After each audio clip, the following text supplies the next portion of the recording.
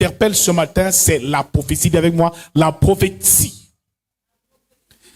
Frère, nous aimons beaucoup la prophétie. Dis avec moi, on aime beaucoup la prophétie dans les églises. Alléluia. Les chrétiens aiment beaucoup la prophétie. La prophétie fait partie des dons oraux. Et parmi ces dons oraux, nous avons, ou alors les dons vocaux, nous avons le don du parler en langue, le don de la diversité des langues, mais aussi nous avons le don de prophétie et même d'interprétation des langues. Troisièmement, le don de prophétie. Dis avec moi le don de prophétie. Ce don de prophétie est disponible pour le corps de Christ. Et voyez-vous, dans le livre de Actes chapitre 2, verset 17, l'apôtre Pierre prend la parole et dit ici, ces hommes ne sont pas ivres, pleins de vin doux. C'est l'accomplissement de la prophétie qu'avait annoncé le prophète Joël. Dans les derniers jours, je répandrai de mon esprit sur toute chair. Vos fils et vos filles prophétiseront. Vos jeunes gens auront des visions et vos vieillards auront des songes. Il dit oui, sur toute chair, je répandrai de mon esprit. Ce qui veut dire ici que prophétiser, c'est ici l'héritage de tout fils et fille de Dieu qui se respecte. La Bible nous parle ici de la prophétie, du don de prophétie. Ce don est différent du ministère prophétique ou du ministère de prophète. Amen. Nous avons bel et bien dit ici la dernière fois que ce n'est pas parce qu'on prophétise qu'on est prophète de l'Éternel. Quand on est prophète, cela veut dire qu'on a un appel prophétique, une mission prophétique et que Dieu nous a envoyé quelque part faire quelque chose comme il a appelé Ésaïe, comme il a appelé Jérémie à une période donnée, comme il a appelé Moïse, il lui a dit va libérer mon peuple. Un prophète a certainement le don de prophétie, mais aussi a un ministère, un appel, une mission divine. Alléluia. Nous allons ce matin comprendre ce que c'est que la prophétie, comprendre comment l'exercer, comment exercer ce don, et comprendre comment ce don se manifeste dans la nouvelle alliance et sous la nouvelle alliance, sous la nouvelle administration qu'on appelle la grâce. Alléluia. Parce que le don de prophétie est parfois mal compris et mal cerné par beaucoup d'enfants de Dieu. On va donc ouvrir nos Bibles dans le livre de 1 Corinthiens, chapitre 14. Nous lirons du verset 1 au verset 5. Nous lirons par la suite du verset 24 au verset 25. Aspirez aussi au don spirituel, mais surtout à celui de la prophétie. Dis avec moi, aspirez au don spirituel, mais surtout à celui de prophétie. Il continue en disant, en effet, celui qui parle en langue ne parle pas aux hommes mais à Dieu, car personne ne le comprend. Et c'est en esprit qu'il lit des mystères. Celui qui prophétise, au contraire, parle aux hommes, les édifie, les exhorte et les console. Celui qui parle en langue s'édifie lui-même, et celui qui prophétise édifie l'Église. Que faire donc, frères, lorsque vous vous assemblez les uns ou les autres? Parmi vous, ont-ils un cantique, une instruction, une révélation, une langue, une interprétation? Que tout se fasse pour l'édification. 1 Corinthiens chapitre 14, verset 1, qui a été lu tout à l'heure, nous dit, aspirez, recherchez la charité. Alors ici, l'apôtre Paul nous parle de quelque chose de très important. Il nous fait comprendre ici qu'il désire que nous parlions tous en langue. Et d'ailleurs, l'apôtre Paul lui aussi parlait beaucoup en langue. Mais il préférait que certains prophétisent. Parce que celui qui prophétise édifie l'Église. Alléluia. Donc la prophétie, c'est pour l'édification de l'Église. Sous la nouvelle alliance, c'est pour édifier, nous le verrons un peu plus loin. Bien aimé, par la suite, il nous fait comprendre ici que mais si tous prophétisent et qu'il survienne quelque non-croyant ou un homme du peuple, il est convaincu par tous, il est jugé par tous, les secrets de son cœur sont dévoilés, de telle sorte que tombant sur sa face, il adorera Dieu et publiera que Dieu est réellement au milieu de vous. Bien-aimé, deuxième chose ici que ce texte nous dit, c'est que la prophétie ici est un signe pour les croyants. Ce qui veut dire ici que le but de cette prophétie, c'est effectivement de conduire les hommes à l'adoration de Dieu ou de l'Éternel. Tous ceux qui reçoivent la prophétie, le but et le dessein de la prophétie, c'est de permettre que le cœur des hommes aille à Dieu. C'est pour toucher le cœur des hommes, pour qu'ils reconnaissent que Dieu est réellement ici parmi nous. C'est donc un signe pour tous les croyants. Mais bien aimés, malheureusement, beaucoup ignorent les méandres du prophétique. Et ne comprennent pas qu'il y a plusieurs dimensions dans le prophétique. Ils ignorent, par exemple, ce que c'est que l'esprit de prophétie, ce que c'est que le don de prophétie, ce que c'est que le ministère prophétique, car c'est trois choses totalement différentes, qui se rejoignent quelque part, mais c'est trois choses spécifiques. Dans 1 Samuel chapitre 10 au verset 5, Saul fut saisi de l'esprit de prophétie à sa rencontre avec les prophètes à Gibéa Elohim. Cela veut dire ici qu'après que Saül soit allé rencontrer le prophète Samuel, la Bible nous fait comprendre qu'il cherchait les ânesse de son père. Il lui a dit, quand tu rentreras, tu vas rencontrer une garnison de prophètes. Et dans la présence de ces prophètes-là, Saül s'est mis à prophétiser. Au même titre que dans le livre de Nombre 11, verset 25, 70 des sages, des anciens du peuple ont été remplis de l'esprit de prophétie, couverts de l'esprit de prophétie, et ils ont commencé à prophétiser. Ils étaient 70 autour de Moïse. Bien-aimés dans le Seigneur, la première chose qu'il va falloir distinguer, c'est l'esprit de prophétie. Quand l'esprit de prophétie agit dans un environnement, l'esprit de prophétie agit dans l'atmosphère. Et on parle ici d'atmosphère prophétique. Parce que lorsqu'un homme est un prophète, il a autour et il dégage généralement ce qu'on appelle une atmosphère, qu'on appelle atmosphère prophétique. Frère, pendant que l'atmosphère prophétique est donc relâchée, certaines personnes dans l'église peuvent commencer à prophétiser. Mais déjà, il est important de comprendre ce que veut dire prophétie. Nebuva veut dire prophétie, ou prophétikos en grec. Nebuva veut dire prophétie en hébreu, et prophétikos veut dire toujours prophétie, mais en grec. Cela veut dire annoncer, déclarer, annoncer, proclamer les mystères de Dieu. Alléluia. Alors la prophétie ici, c'est un message. La prophétie, c'est une parole. La prophétie, c'est une parole inspirée, une parole de l'Éternel relâchée dans la vie du peuple de Dieu, de ses enfants ou d'une personne. Alors, bien-aimé dans le Seigneur, lorsqu'on reçoit le Saint-Esprit, Dieu peut te saisir, l'Esprit de Dieu peut te saisir. Dieu peut utiliser ton corps humain comme véhicule afin de transmettre un message. Bien-aimé, la prophétie a pour but de communiquer la volonté de Dieu à son peuple, de faire marcher le peuple sur le chemin et sur la voie de l'obéissance à sa parole. La prophétie a pour but principal d'emmener le cœur des enfants de Dieu sur le chemin de l'obéissance et de l'amour à Dieu, de Dieu. Sans la prophétie, le peuple de Dieu n'a pas de direction.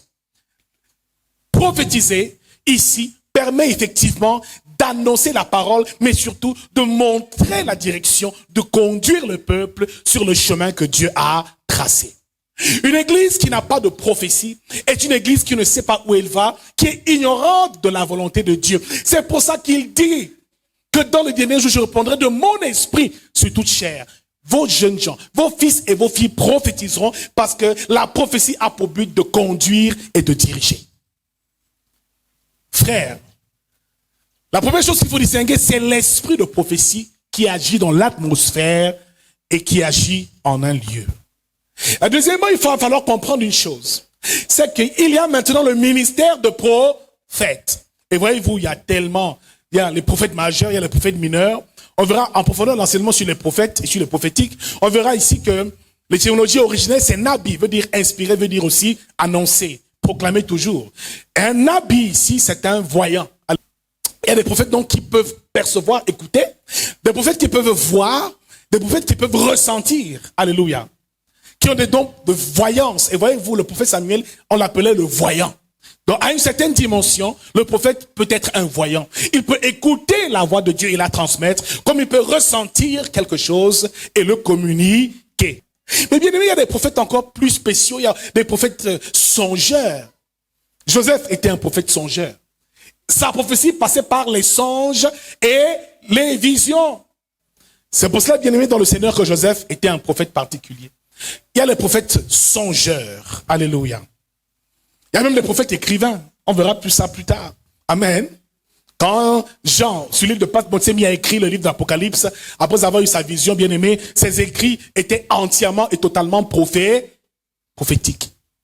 Donc le prophète, c'est pas seulement celui qui dit ta vie, qui dit, je vois que ton père s'appelle tel, ta mère s'appelle tel. Non, non, non. Amen.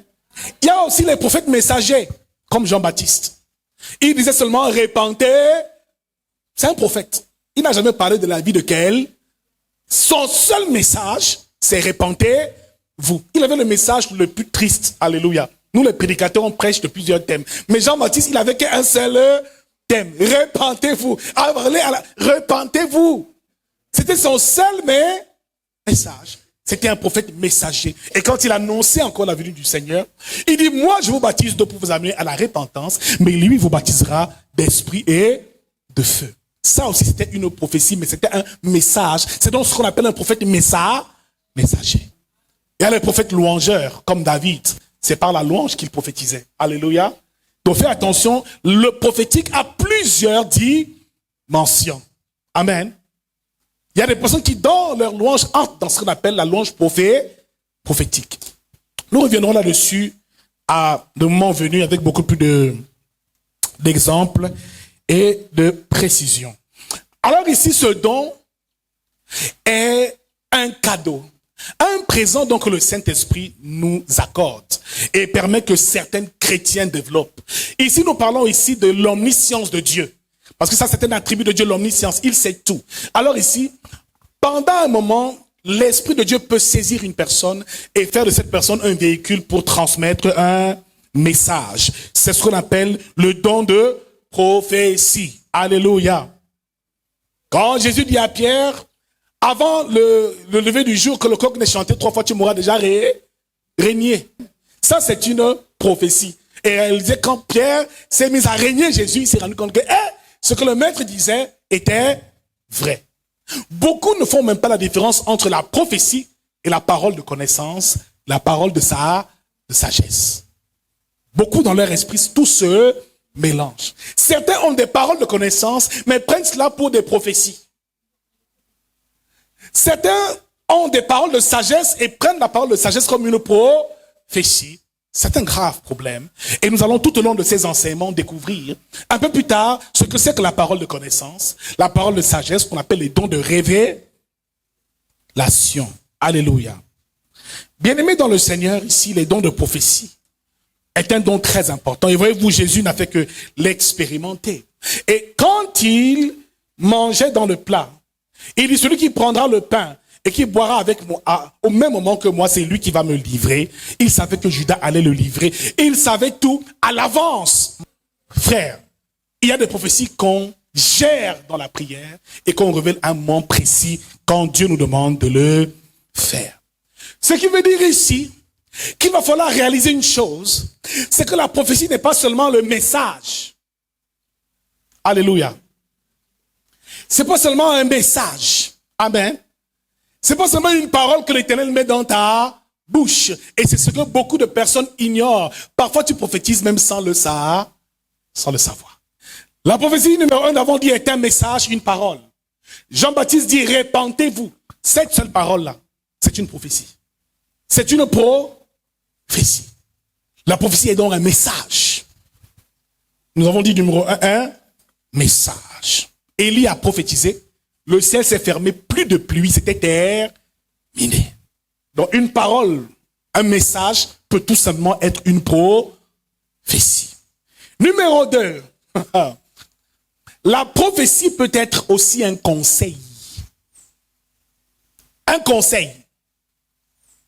Que nous dit la Bible? Dans 2 Samuel chapitre 16 au verset 23, les conseils donnés en ce temps-là par Achitophel avait autant d'autorité que si l'on eût consulté Dieu lui-même. Il en était ainsi de tous les conseils d'Achitophel, soit pour David, soit pour Absalom. Achitophel était le conseiller du roi David. Amen.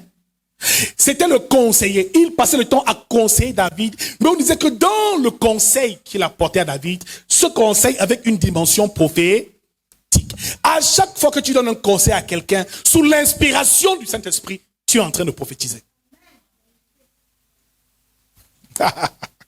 Alléluia.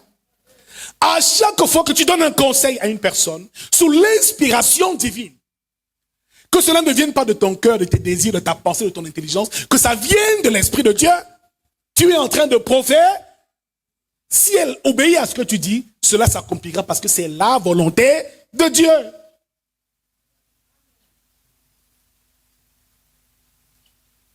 Donc conseiller, c'est aussi prophétiser.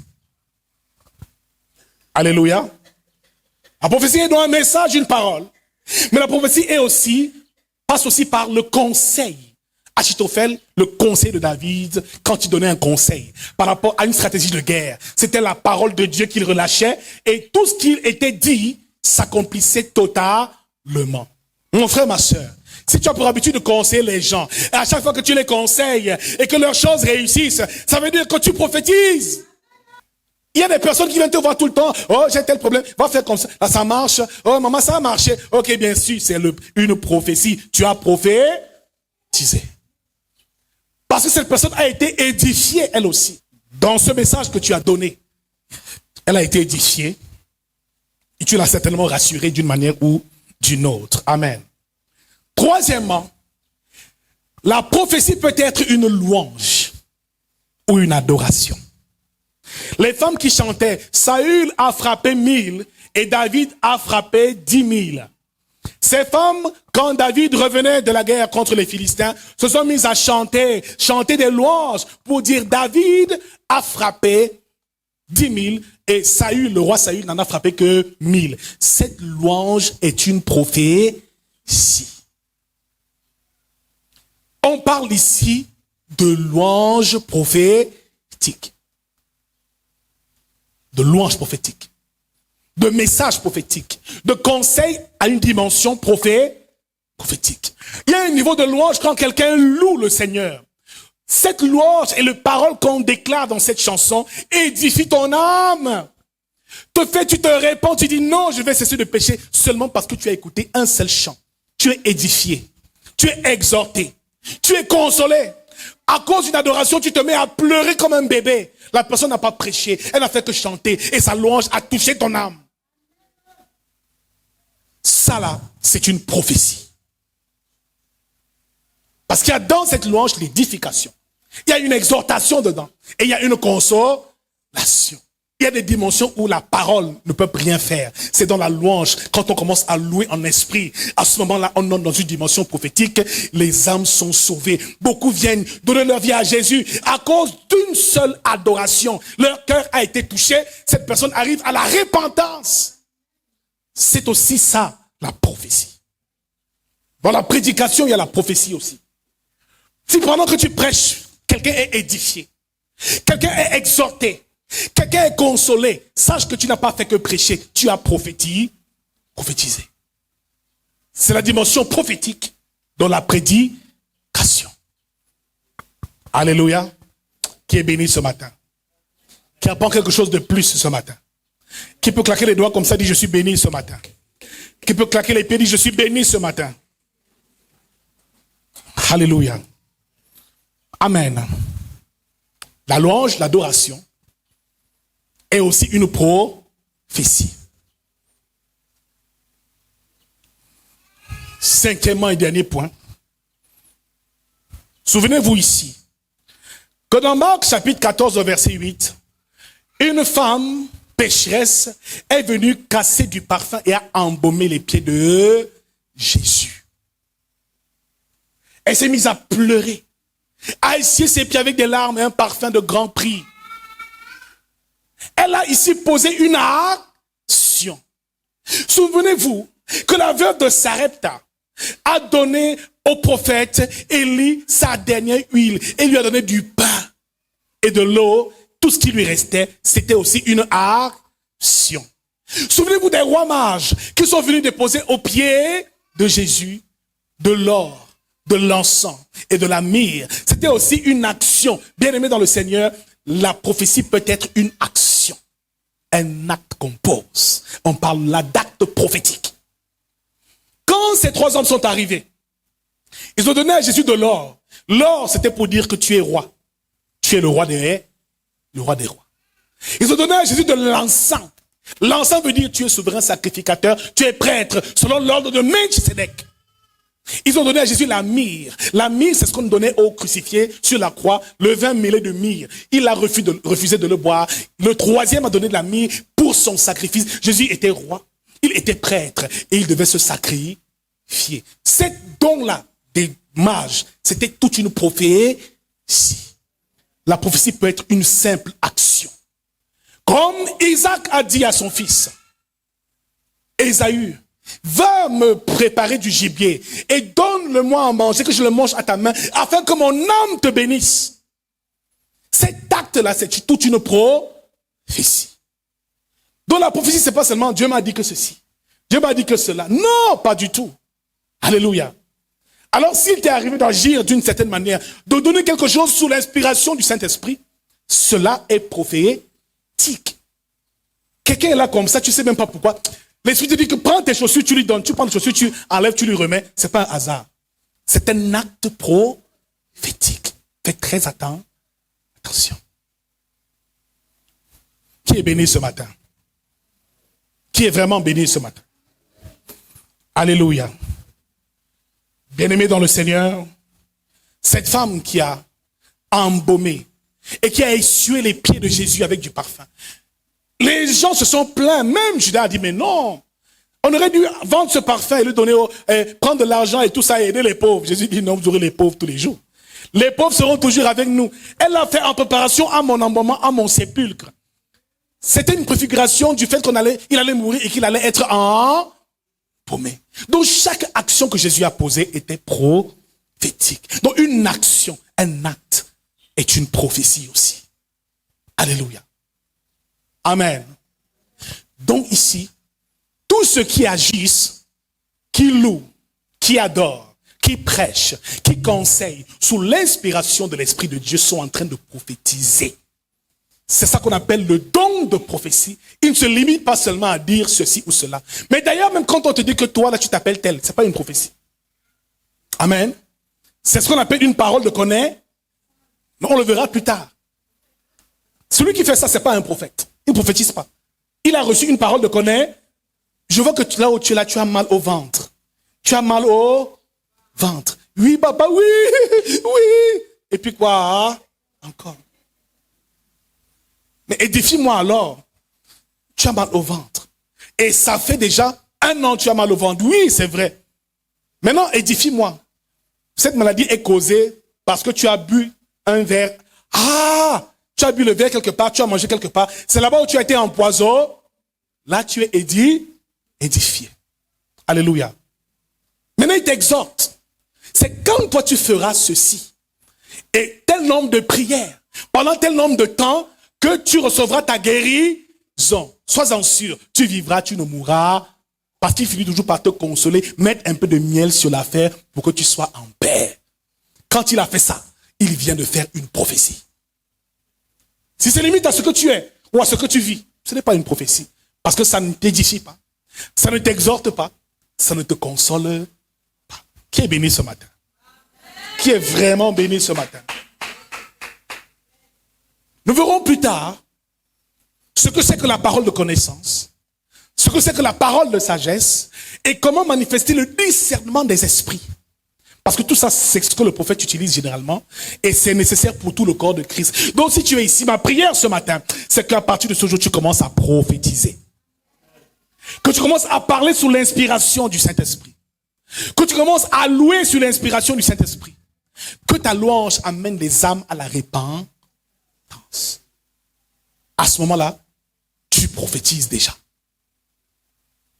Qui est vraiment béni? Il y a des prières. qui résonnent comme des prophéties. Et souvenez-vous que lorsque le roi Salomon, après avoir construit le temple de Jérusalem, a adressé une prière à l'Éternel.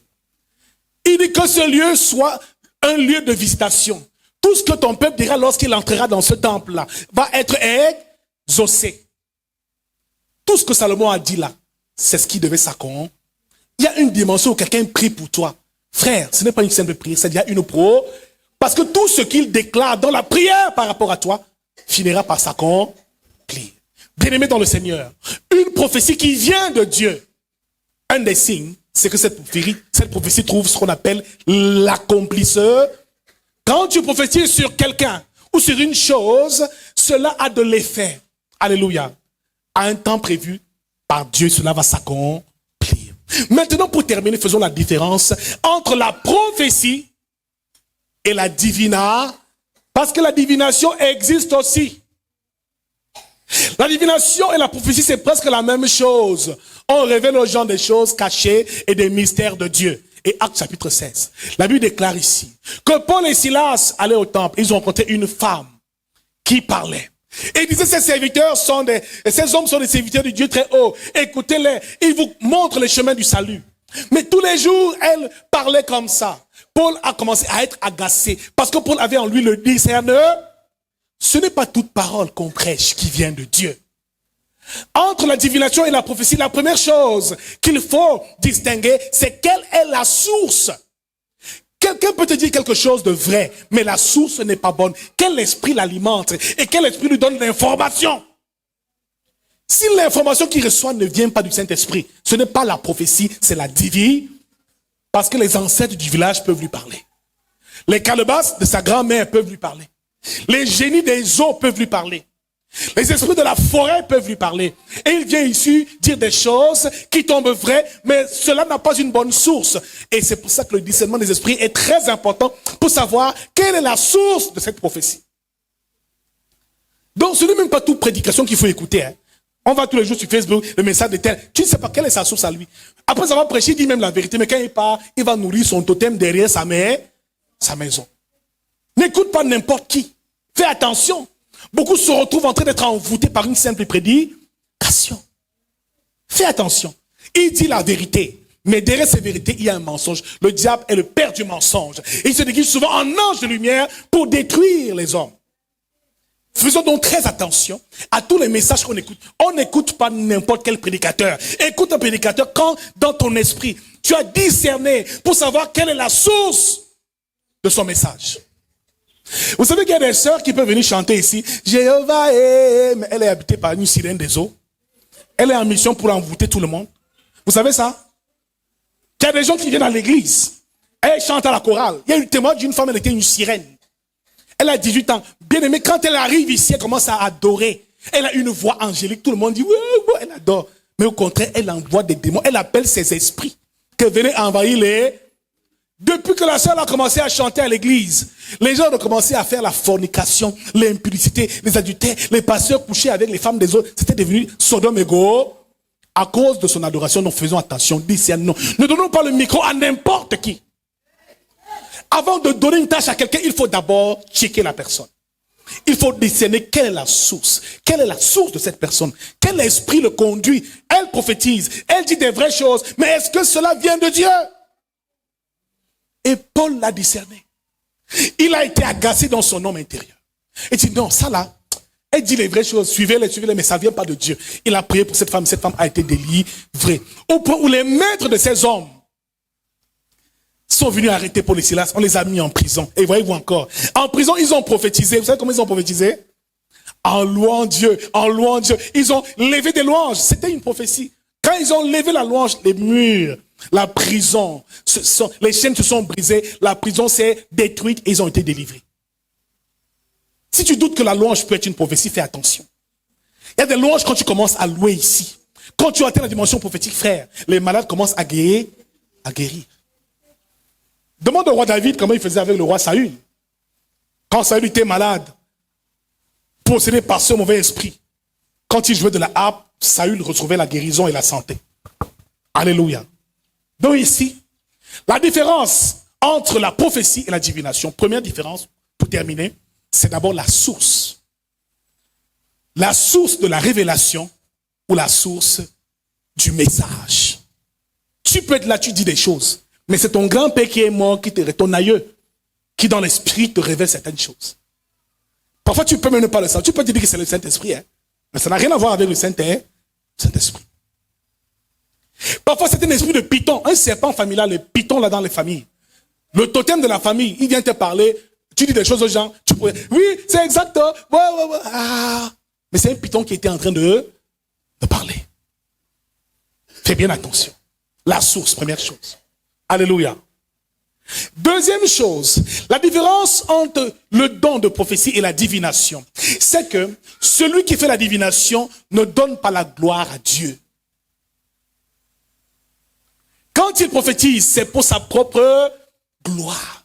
C'est pour être admiré par les autres. C'est pour les impressionner. C'est quelqu'un d'orgueilleux qui aime sa personne. Ça se voit souvent des personnes, il faut seulement te coucher pour le rencontrer. Quand il arrive, c'est tout le monde qui doit s'agenouiller. Il doit marcher même sur vos têtes pour pouvoir arriver jusqu'au pupitre. Il y a des hommes comme ça. Dans certains pays, hein. On le prend à la voiture, tout le monde se couche. Quand il arrive, c'est tout le monde qui est couché. Il marche sur tout le monde jusqu'à ce qu'il arrive, bien aimé. Il commence à se glorifier, bien aimé dans le Seigneur. Quelqu'un qui fait la divination, à un moment, recherchera sa propre gloire. Il prophétise pour impressionner. Et souvent, certains le font. Hein. Et tu veux que je prophétise? Tu veux que je prophétise? Et oui, papa parle. C'est pas un spectacle, mon frère. C'est pas un spectacle, cette affaire. C'est pas pour jouer. On expose la vie des gens. Ah, vous le, oh oui, oh, mais genre prophète, oh, mais genre. Fais attention. C'est pas toi, c'est Jésus. C'est le Saint-Esprit.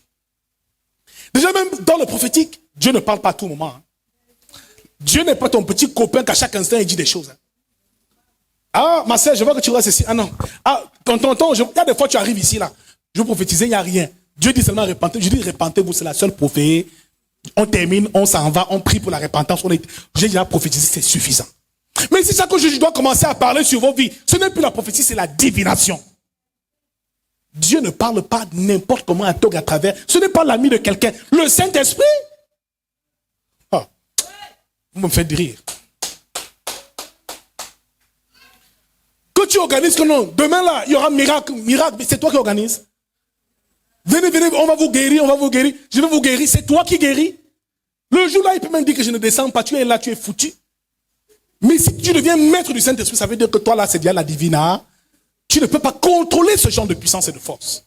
C'est pas quand tu veux, c'est quand Dieu veut. C'est en son temps, pas en ton temps. Quelqu'un comprend de quoi nous parlons ce matin? Alors me dit là que je vais organiser, oh, prophétique, vision, consultation prophétique, vision. C'est quoi cette histoire? Tu consultes qui, quoi, quand, comment? Tu obéis à qui? Tu es ton propre chef, tu fais quand tu veux. Mais quand moi, si j'ai un esprit familial qui manque, moi je peux l'utiliser quand je veux. Hein. J'ai mon totem dans la poche, je parle aux gens. Oui, c'est lui qui me guide. Mais quand c'est le Saint-Esprit, hein, il y a des fois, il peut rester silencieux, il ne dit rien. Et des fois, il peut seulement dire, répentez-vous. La divination a pour but de séduire. Troisième point, la séduction. Toute prophétie qui vise à te séduire, à te dire seulement ce qui est agréable, n'est plus une prophétie, ça devient de la divination. Parce que le prophète, il a pour but principal, pour mission, de t'amener sur la voie de l'obéissance. Même s'il le fait avec douceur, quand un prophète arrivait dans une ville, la ville tremblait. Quand Jonas devait arriver à Ninive, les gens tremblaient parce que le message allait là. C'est grave, tout le monde se mettait dans la repentance. Tu es prophète et les gens sont à côté de toi, ils vivent dans le péché. Non! D'abord, repentez. Je prophétise quoi sur toi? Tu es prostituée. Et je prophétise quoi pour te dire? Quelqu'un est prostitué, elle vient aussi à l'église un dimanche. Et tu vas en train de prophétiser. Oh ma fille, je vois que tu vas voyager. Elle dit amen. Donc je vais faire ma prostitution aux États-Unis. Alléluia. Donc la sœur arrive à l'église. Pour la première fois, tu vois ce qui fait la vision prophétique. Et tu dis, ma soeur, oh, je vois que tu vas voyager. Elle dit, amen. Oui, papa, je suis même en train de faire les papiers. Amen. Mais c'est une prostituée. Hein. Donc dans sa tête, c'est que, donc je vais aller me prostituer là-bas, j'aurai plus d'argent. Elle dit, amen, amen. Il prie. elle tombe.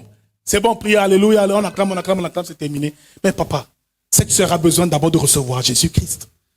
La première prophétie, c'est répands-toi, donne ta vie à Jésus. C'est d'abord par là que ça commence. Donc le prophète te touchera aux parties essentielles, des parties qui vont t'amener à une transformation intérieure et profonde. Ce n'est pas seulement te dire les bonnes choses. C'est vrai, les bonnes choses, on peut les dire aussi. Mais bien aimé dans le Seigneur, prioritairement, le but c'est de te redresser. Pas de te séduire. Amen. Une autre différence entre la divination et la prophétie, on termine peut-être par là, c'est que la prophétie, on le fait pour la gloire de Dieu. Mais la divination recherche encore son intérêt. Cela veut dire, on les reconnaîtra par leurs fruits. Vous allez voir ici que cette femme, avec l'esprit de Python, donnait beaucoup d'argent et de profit à ses maîtres. Donc, tout prophète ou personne qui prophétise et qui met l'argent devant, qui prophétise pour son ventre, cela ne vient pas du Saint-Esprit, mais cela vient d'un autre esprit. On verra plus tard que la prophétie n'est pas quelque chose d'immuable. La prophétie n'est pas quelque chose de... La parole de gloire d'examiner toutes les prophéties. Amen. Examine. Quand on donne la prophétie, écoute, merci papa, j'ai reçu. Maintenant, toi-même, examine. Parce qu'elle n'est pas parfaite, la prophétie. Dieu est parfait, mais parce qu'il passe par l'homme, l'homme qui est imparfait, il peut avoir des erreurs même dans la transmission du message. Donc toi, chrétien, examine au regard de la parole de Dieu toute prophétie qui t'est donnée. Ah, tu veux avoir l'enfant. Oh là là là là, viens me voir à l'hôtel à 20h. Je vais te communiquer. Je vais te communiquer l'onction sainte. L'onction sainte en direct. Ne dis pas à ton mari, ma soeur, dis-moi un peu. Si moi je te prophétise comme ça, tu vas me croire. Mais il y en a qui croient. Hein? Amen. Et une soeur qui est venue me voir une fois, au bureau pour me dire, papa, c'est grave. J'étais chez un prophète qui a prié pour moi. Il m'a demandé de mettre un œuf dans mes parties intimes. Depuis là, l'œuf là n'est jamais ressorti. Papa, je ne sais pas comment je vais... J'ai dit, ça fait combien de temps? Il dit, ça fait 1 mois. J'ai dit, depuis mon ventre, je ne fais que gonfler. Qui t'a dit? C'est quoi cette parole qu'il a dit là? Est-ce que c'est lié? Ça a un rapport avec la Bible? Mais le problème, c'est que vous ne lisez pas vos Bibles. Ça n'a rien à voir avec la parole de Dieu. Amen. Donc fais très attention dans le message, dans l'exhortation qu'il te fait, ou dans le conseil qu'il te donne. Il faut que cela soit en accord avec la parole de Dieu. Sinon, tu ne dois pas faire. Tu peux dire, prophète, je ne veux pas faire. C'est ton droit. Alléluia. C'est ton droit. Oh. Il te dit, prends les œufs du village. 9 œufs du village. Tu viens me voir. Je vais prier. Maintenant, tu vas dans 9 carrefours. Tu vas casser les 9 œufs dans les carrefours. Et tu prends maintenant un coq noir. Que tu égorges, tu verses son sang et tu bois tout son sang. Tu seras libéré. Même dans toute la Bible, j'ai vu Jésus, son histoire de A à Z. Je n'ai jamais vu Jésus faire une telle chose. Amen. Donc chaque révélation doit être conforme à la saine doctrine. C'est par là que nous arrêtons ce matin. Qui a été béni ce matin?